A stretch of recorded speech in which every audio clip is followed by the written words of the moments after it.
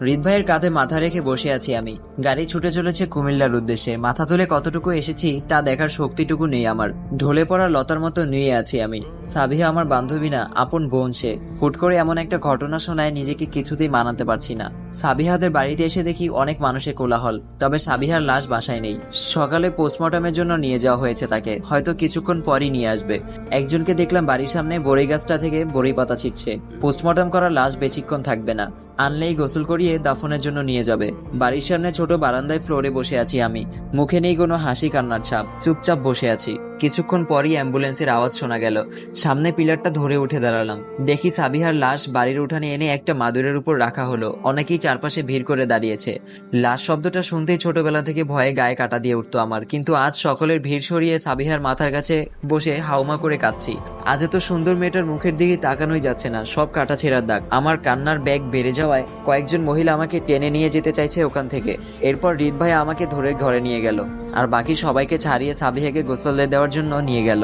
চাচি তো সেই সকাল থেকেই নাকি একবার জ্ঞান হারাচ্ছে, আরেকবার জ্ঞান ফিরছে। একটু আগে মেয়ের কাটাছেঁড়া লাশ দেখে আবারও জ্ঞান হারিয়ে ফেললো। আর চাচাকে দেখছি বড়ই গাছটার সাথে হেলান দিয়ে মাটিতে বসে আছে চুপচাপ। আসরের পর সাবিহাকে দাফন করে আসা হলো। ততক্ষণে বাড়ির সবার কান্না প্রায় থেমে এখন নিশ্চুপ। আমিও বসে আছি চুপচাপ। পাশে বসে আছে হৃদ ভাই, আর তার পাশে সাব্বির ভাই। হৃদ ভাই গম্ভীরভাবে সাব্বির ভাইকে প্রশ্ন করলো কিভাবে হয়েছে এত কিছু। যদিও আমি কিছুটা শুনেছি, তবুও বিস্তারিত শুনতে চাইছি। সাব্বির ভাই বলল আমি কিছু জানি না, বলেই হাঁটা ধরলো সাব্বির ভাই। হৃদ ভাই খপ করে তার হাতটা ধরে উঠে দাঁড়ালো। সাব্বির ভাইকে চেয়ারে বসিয়ে বলল সেই শুরু থেকে আপনার চোখে মুখে লুকোচুরি ছাপ ভেসে আছে। সাব্বির ভাই এবার গম্ভীরভাবে বলল গতকাল সন্ধ্যায় আমার সাথে বের হয়েছিল সাবিহা। বাড়িতে কেউ জানতো না, সবাইকে বলে গেল সে তার বান্ধবী সামিহার বাসায় গেছে। ঘোরাঘুরি শেষে নাস্তা করার জন্য একটা রেস্টুরেন্টে ঢুকেছিলাম, আর বের হয়েই দেখি একটা গাড়ি এসে আমাদের সামনে দাঁড়িয়ে সূর্য আর আসিফ মিলে সাবিহাকে তুলে নিয়ে গেল।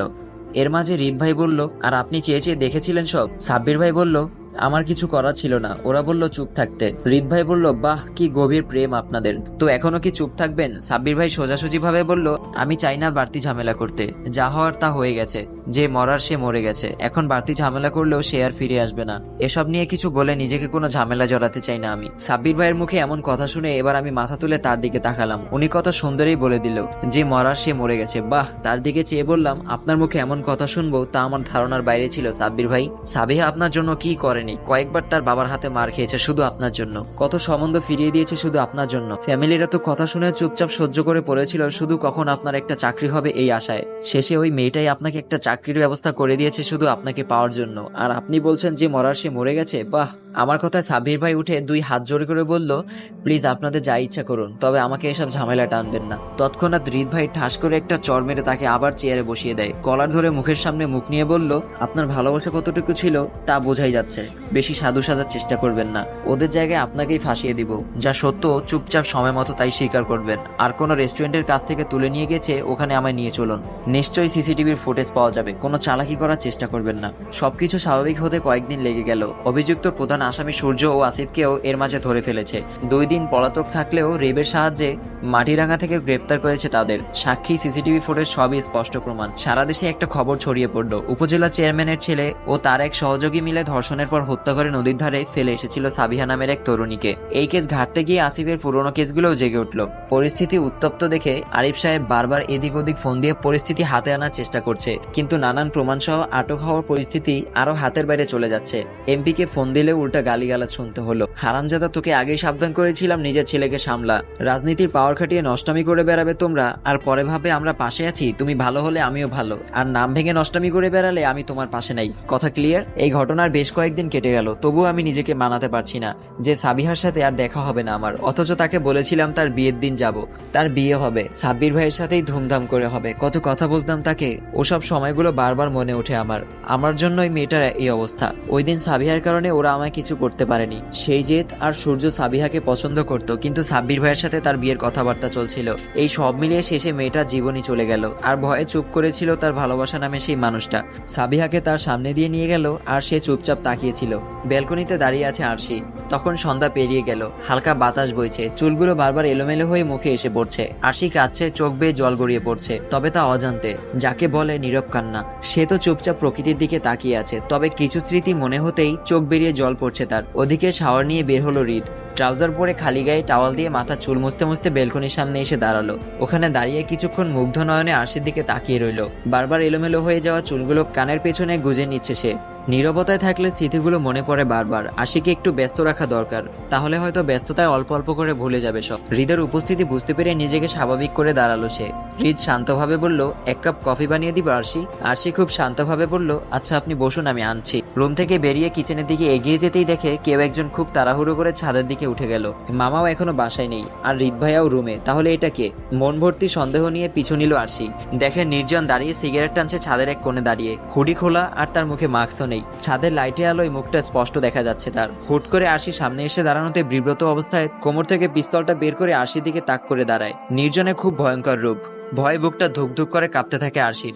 নির্জনের এমন ভয়ঙ্কর চাহনিতে রীতিমতো সারা শরীর কাঁপতে লাগলো আমার। এক পা করে পিছিয়ে আমি দৌড়ে নিচে চলে আসলাম।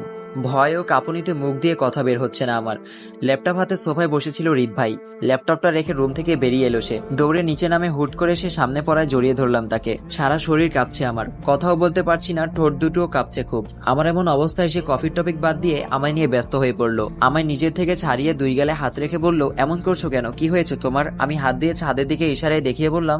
সে আরো উত্তেজিত হয়ে বলল, ছাদে কি?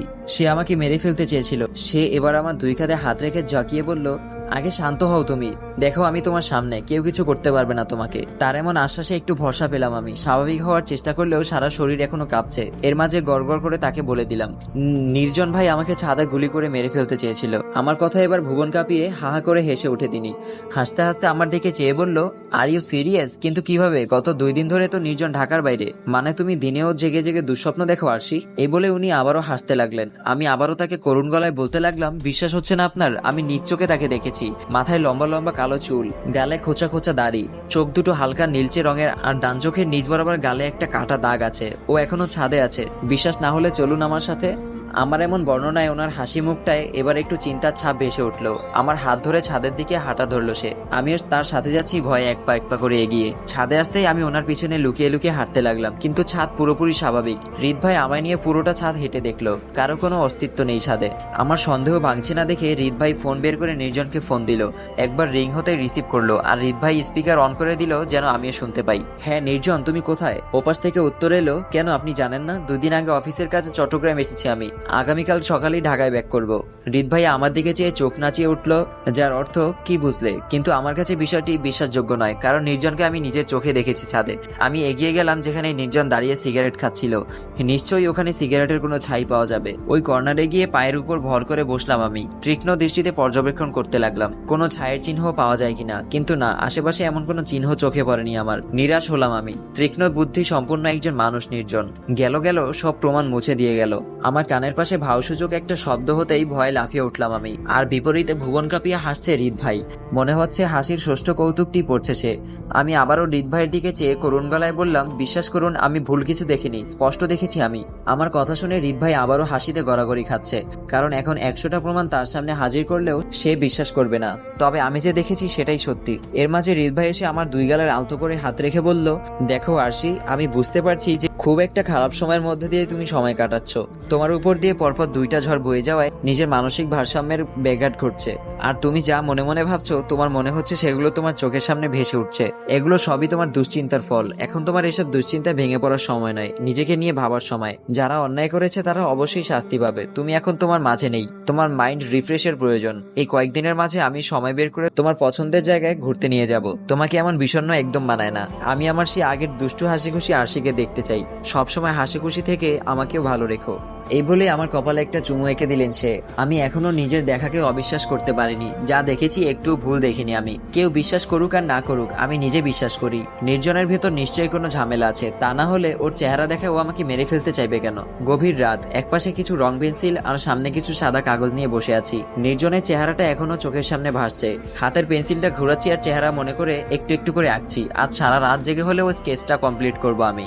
আমার বয়স যখন 20 বছর ছিল তখন নির্জনকে বাবা আমাদের বাসায় নিয়ে এসেছিল। ইন্টার পাস করেছিল তখন সে। বাবা একদিন অফিসে এসে বাসায় আসছিল, তখন কিছু ছিনতাইকারী ধরে তার থেকে সবকিছু নিয়ে গিয়েছিল। গাড়িটা অবধি নিয়ে গেল। আমাদের ড্রাইভারটাও ওই ছিনতাইকারীদের দলের একজন ছিল। এরপর ওদের সাথে তাকিয়েও আর খুঁজে পাওয়া যায়নি। বাবাকে মেরে রাস্তায় ফেলে রেখেছিল।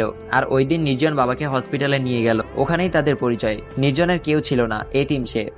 ওর কাজ করে ইন্টার অবধি পড়েছে সে। এরপর নিজে চলার মতো সামর্থ্য ছিল না, তাই বাবা তাকে আমাদের বাসায় নিয়ে আসে। নির্জন আমার সমবয়সী ছিল, বাট কখনো তার সাথে বন্ধুসুলভ সম্পর্ক তৈরি হয়নি, কারণ সে একা থাকতো খুব গম্ভীর। এখনের মতো নিজেকে লুকিয়ে রাখতো আগে থেকেই। বাবা চেয়েছিল তারপর আমি তার বিজনেসের হাল ধরি, বাট আমার ওসবে কোনো ইন্টারেস্ট ছিল না। আমার স্বপ্ন ছিল ডাক্তার হয়ে মানুষদের সেবা করব।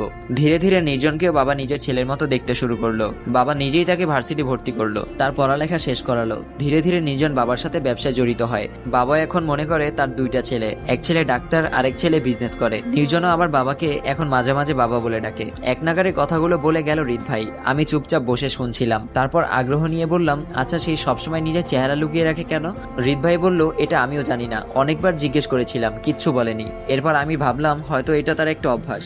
আমি স্বাভাবিকভাবে বললাম, কিন্তু আমার তো তাকে সুবিধার মনে হচ্ছে না। আমার কথায় একটু হাসলো হৃদ ভাই। তারপর বলল, এটা তোমার মনের ভুল। প্রথম প্রথম এমন দেখছো তো, তাই তোমার এমনটা মনে হচ্ছে, পরে দেখবে সব মানিয়ে নিতে পারবে। আমি কিছু না বলে চুপ হয়ে গেলাম। এই মানুষটাকে আমি যাই বলি কিচ্ছু বিশ্বাস করবে না সে, তাই চুপচাপ উঠে গেলাম। রুম থেকে বের হতে হতে বললাম, পথের যেদিন পথ শেষ হয়ে যায় বিপদ সেদিন হাসে। তেমনি করে কিছু বিপদ ঘড়ির কাঁটায় ন্যায় একই পথে ফিরে আসে। আসসালামু আলাইকুম গাইস, গল্পের একটা ইন্টারেস্টিং পার্টে কিন্তু আমরা চলে এসেছি। গল্পটা কেমন লাগছে সবার কাছে অবশ্যই কমেন্ট করে জানাবেন। আর পরবর্তী পর্বটা হচ্ছে শেষ পর্ব। শেষ পর্বটা একটু বড় করেই দেওয়ার চেষ্টা করব, তাই সবাই এতদিন যখন অপেক্ষা করতে পেরেছেন আর কয়েকটা দিন অপেক্ষা করবেন শেষ পর্বের জন্য। তো সবাই ভালো থাকবেন, সুস্থ থাকবেন, আল্লাহ হাফেজ।